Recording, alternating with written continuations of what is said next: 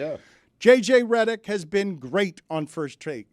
Great because he's smart, he knows the numbers, and now, do I want to do a podcast with LeBron James and build that empire? Because, man, it's great dominating, making interesting content about the sport I love. Or do I want to coach LeBron James? That's the choice that one of the people on First Take who has used First Take very well has, because the whole thing at ESPN is changing where everyone can lily pad, jump. You get there, they build your thing, you use them, you go to the next thing. McAfee can do that if he wants. You don't want Aaron Rodgers on next year? Okay, I'll do this somewhere else. You've helped me build it. Or I'll get Belichick. Right. Or Saban. Right, correct. Mm-hmm. And I will dominate whatever the future of ESPN becomes. But the thing I wanted to get to as it relates to JJ Redick and Doc Rivers, because Doc Rivers, before JJ Redick, played the media game better than anybody. Charisma, charm, doesn't matter how much I lose. I am great at just making you like me. And so I throw ESPN's entire broadcast plan for the NBA into total upheaval. They kick out Jeff Van Gundy. They make a spot for me because I've been let go, and I immediately jump, well, I can coach Giannis. Okay, I've got a better job over here in actual sports, not sports media, which the athletes know they can conquer. It's easy. Doc Rivers has conquered media. That's easy.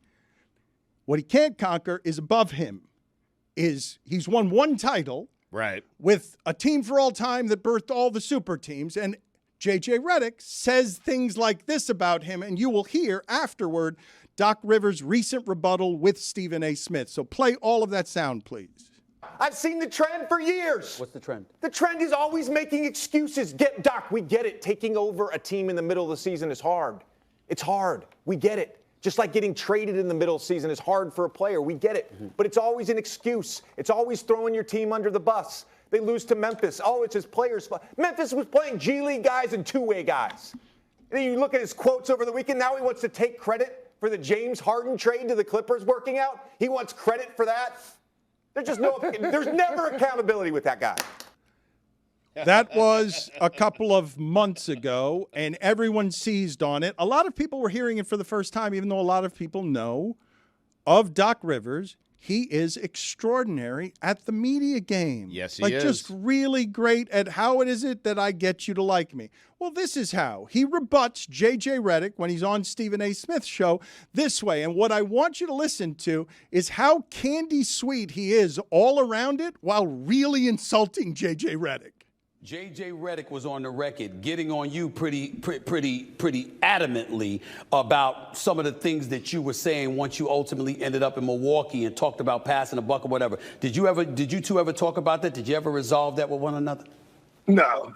JJ's had a problem with me for a while, and that's fine. Players do. One thing when you coach, Stephen A., you can be called a player's coach or whatever you want to be called.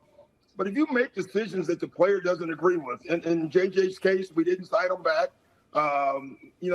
With the Clippers, I stopped playing him as much because he wasn't very effective in the playoffs. And, that's all known.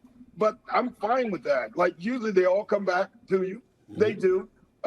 Because they know everything you tried to teach them or do for them was in good. JJ Redick's best numbers of his career was under one coach, and you're looking at him. Right here. I'm the one that grabbed him out of Milwaukee and decided to start him. From that point on, his career took off. All the movement plays, everything. First play of the game, every game. When we played with the Clippers, you would have coaches and teams come up to you and say, you're not going to score on that first play with JJ. And I would always say, just watch us. We're going to figure it out. So overall, nothing but love for JJ. Obviously, there's things he doesn't like, and I have no issues with him. Nothing but love at the end. That is a gift, man. It's a gift if what you like is sandwiches. Because he said nothing but love, no issues, except for, I'm the reason for all of his success. And he wasn't effective in the playoffs, so I benched him, and he wasn't very good. The coach for his best season, you're looking at That's him. right. I'm the reason for his success. It is the version of Brady versus Belichick. I'm the reason you won. No, I'm the reason. And nobody is really, no one cares really won but them. Well, but they care, though. The greatest, the Doc at the end, like that is, God almighty, Doc, so insincere. But lovable. No, you can tell through fraudulent. And if you don't like accountability and you like fraudulent, yeah, lovable. My guy. It's easy to trick the media is my point. It's where I started, Stu.